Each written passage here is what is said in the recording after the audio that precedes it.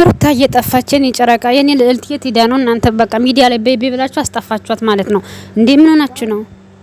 ሰላም ጤና ይስጥልኝ ውድና የተከበራችሁ የስለ ህይወት ሚዲያ ተከታዮች እንኳን ወደዚህ ቻናል መጣችሁ። ይህ ቻናል አዲስ ነውና ሰብስክራይብ፣ ላይክ በማድረግ አበረታቱኝ። አስተያየታችሁን ኮሜንት ላይ ጻፉ። ስለምታበረታቱኝ አመሰግናለሁ። እንግዲህ ዛሬ ጠፍታለች ሩታዬ፣ በጣም ናፍቃናናለች ማለት በጣም ናፍቃኛለች። እግዚአብሔርና እንዴት ተዋት በቃ እውነት በቃ አንዳንድ ጊዜ ማለት ነው ይቺ አሁን ማለት ነው እንትና የአብርሽ እንትን ማለት ነው ፍቅረኛ ማለት ነው። ድሮ ለምንድን ነው እንደዚህ ያላደረገችው? ለምን አሁን መጣች? እሱ እኮ ከኔና እሷ ያለንን ነገር ዘግተናል። ለምን አሁን እንደመጣች አላቅም። ሚስቴ ነፍሰ ጡር ናት ስል ነው የመጣችው። ለምን እስካሁን አልመጣችም ብሎ እንትን ብሏል። ቆይ አልገባኝም። አንቺ ልጅቷ ማለት ነው ለምንድን ነው እስካሁን ዝም ብለሽ ተደብቀሽ ቆይተሽ አሁን ፎቶን ያወጣሽው? ይሄን እኮ ኖርማል እኮ ያለፈ ህይወት ያለፈ ታሪክ ነው አይደል እንዴ? ለምንድን ነው አሁን እሱን አምጥተሽ እሱን የምትረብሽው? አልገባኝም። እግዚአብሔር አልገባኝም። ለምን እንዴ? ምን ሆነሽ ነው?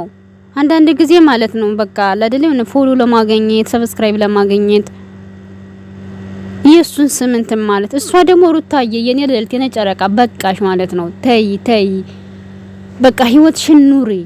እንደ የሆነ ፎቶ ቢልኩልሽ አቀናባብሮ ኤዲት አድርገው እንትን ቢልኩልሽ እነሱን የምታመማለሽ ባልሽን አታምንም ማለት ነው። ያታበሳጨው ጥሩ አይደለም። ቡታጅራ ሄድና ያለውን ነገር ይጨርስና መልሱን ከዛ በኋላ ለቤተሰብ ጋር ትጨመሪያለሽ። አንቺም አትሳቀቂም። ለቤተሰቦች እንደፈለግሽ ትሄጃለሽ ማለት ነው።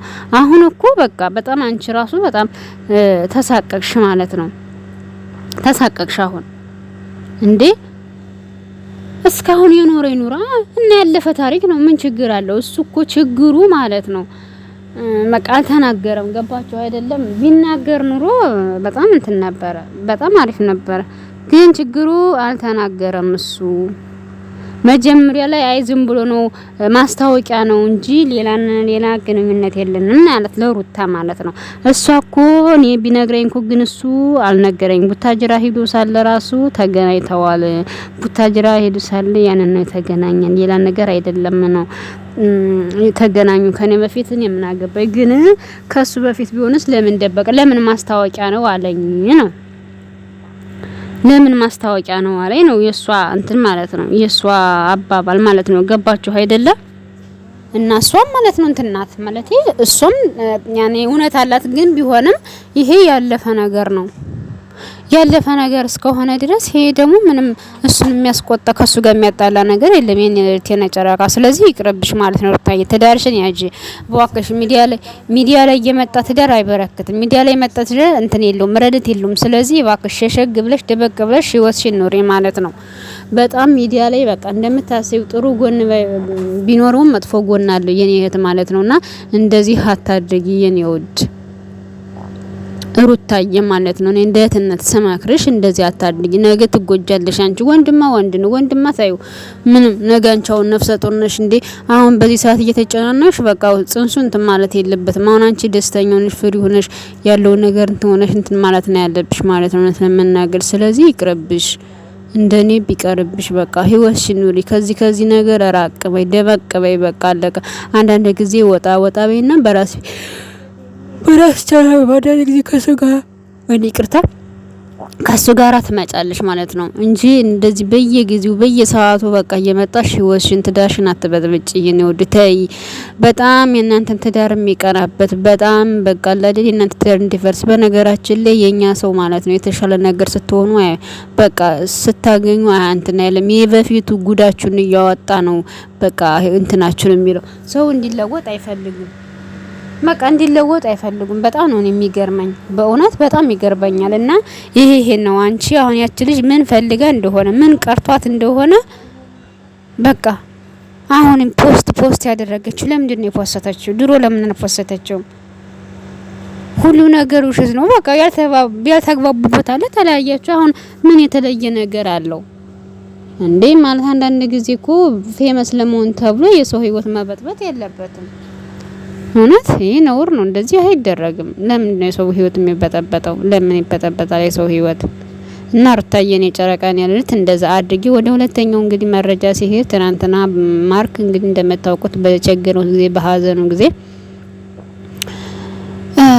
ቤዚ ነበረች አይዞ የኔ ወንድም አይዞ በቃ ቪዲዮ ስራ። ምክንያቱም በዛ ሰዓት ከሄሉ ጋር ተጣልቶ ነበረ። ብዙ ሰዎች በቃ ሄሉ አስተር ጊዜ እንትን ነበር እንደ ክረምት ዝናብ ማለት ነው።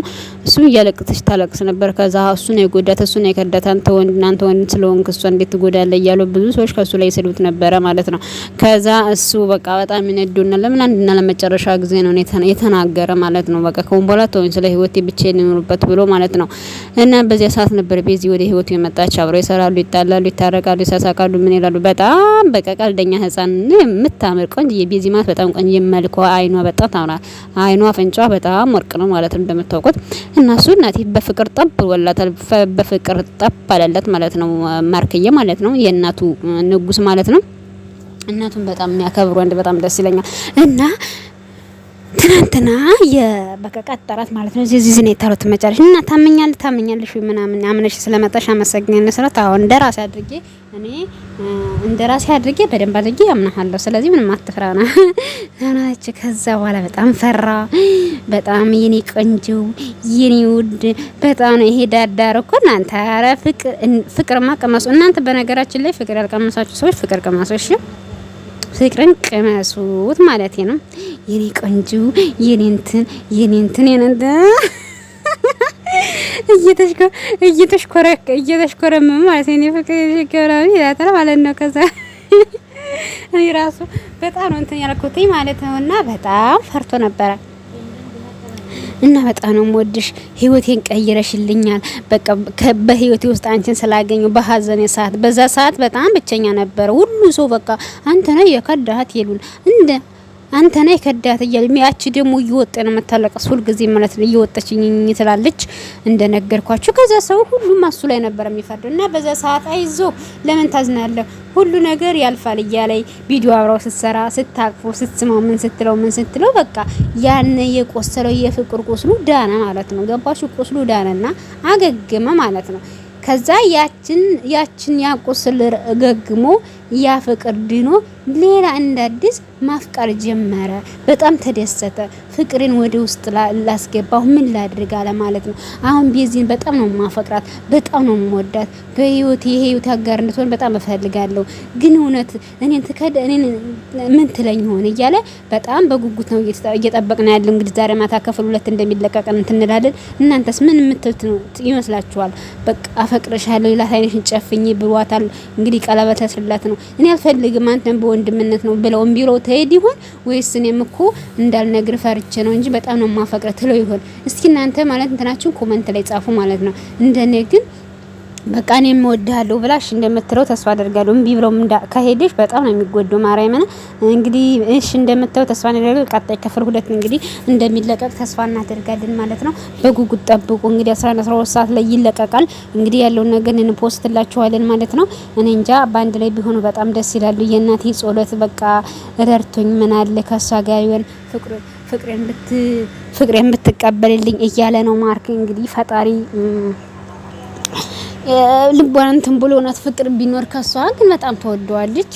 ግን እንጆ ፍቅሩ አሁን የመቀበል እንትን የለኝም ምናምን እንደማትለው ተስፋ እናደርጋለን። እንግዲህ በጉጉት ነው የተጠበቀ ያለው። በመጨረሻም ስለተከታተላችሁኝ አመሰግናለሁ። እንግዲህ ስለ ህይወት ሚዲያ ሰብስክራይብ ላይክ እያደረጋችሁ አበረታቱኝ። በቅርብ ወደ ሀገሬ ልገባ ነውና አበረታቱኝ። የስደተኛ እህታችሁ ነኝ። እንግዲህ እዛ አንዳንድ ነገሮች እሰራላችኋለሁ። በመቀጠል አመሰግናለሁ። መልካም ጊዜ። በቀጣይ ቪዲዮ እስከምንመጣ መልካም ቆይታ